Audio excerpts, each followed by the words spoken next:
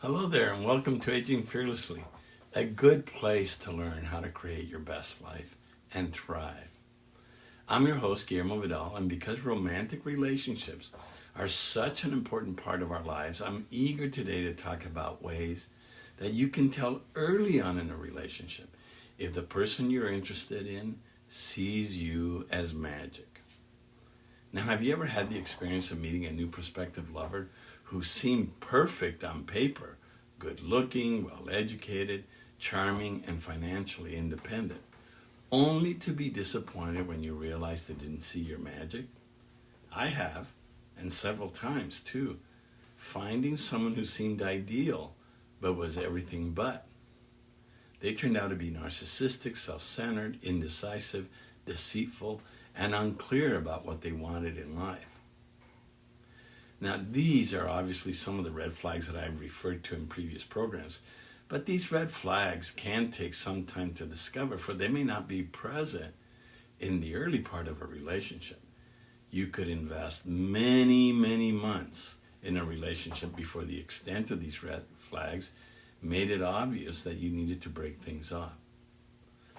So this leads me to today's topic. Are there signs early on in the relationship that can open your eyes to the kind of person you're dating so you can put an end to it without having to invest months pursuing a doomed relationship?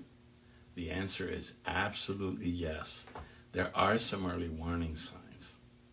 Now, why is this so, you ask? Well, because under normal conditions, when two people first meet and become interested in pursuing a relationship with each other, their feelings and desires for each other are in the red hot stage. You know this, you've experienced it.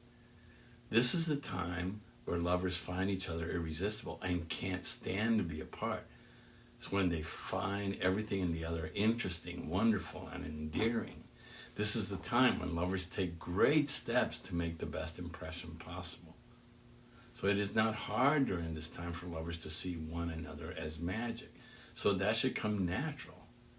Now, although this red-hot romantic phase in a relationship does not last a long time, I'd say maybe a month or two, it does last long enough to know whether or not a person's truly interested in you or not. So what are some of these early signs that spell trouble? Well, number one, he or she take forever to get back to you. You can already tell they're not that excited about you when it takes them days to respond to a text, email, or phone call. Very unnatural at this early stage. Now, I understand that people can be very busy at work, for example, but an interested lover would try to get back to you within a few hours, or at a very minimum, send you a message letting you know that they're aware you contacted them, and then give you some idea of when they will reach out. Now, this kind of stuff, in my eyes, is a matter of common courtesy. Think about it. If you reached out to a friend, you would expect him to get back within 24 hours to you, wouldn't you? It's very reasonable then to expect your prospective lover, who's supposed to be excited about you, to give you better priority. Number two, he or she seemed very controlling. A controlling person looks something like this. They call you 5 to 10 times a day to find out what you're doing or where you're going. Oftentimes, when you tell them where you're going, they show up there. And if you're late arriving, they're there to grill you to retrace your steps so they can know where you were all this time. When they call you and you don't answer, they keep calling you or texting you until you finally pick up and call back. Now, the best way you can tell if someone is being controlling is if you see that you have to spend time every day giving them an inventory of everything that you did. This is not normal. And number three, he or she are unreliable. This sign is manifested by someone who's always very late to meet you, whether at home or a restaurant. By very late, I'm not talking a few minutes, I'm talking hours. They can also cancel dates at the last minute. Sometimes their excuse is simply, oops, I forgot. After a while, you begin to expect this to happen, but you don't make other plans because they might surprise you and show up. Now, when these kinds of events start happening regularly, you often become a prisoner in your waiting to hear cell. This isn't right. Number four, they're rude. It's not unusual for a rude person to dismiss your opinion about a topic or to interrupt you so they can interject their own opinion over yours.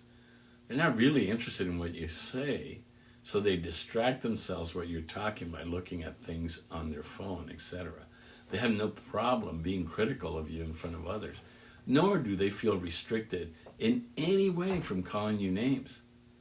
They often overpower you with their opinion, and eventually you begin to remain silent when the interruptions happen so often, or you become privately embarrassed when the two of you are in front of friends and family.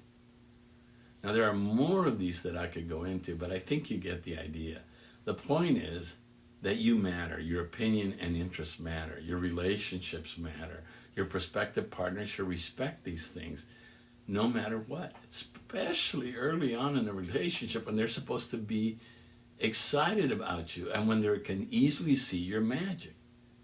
Now, if you've entered into a relationship and you're seeing this kind of behavior from this new partner, then all I can tell you is that it's time that you show them the door.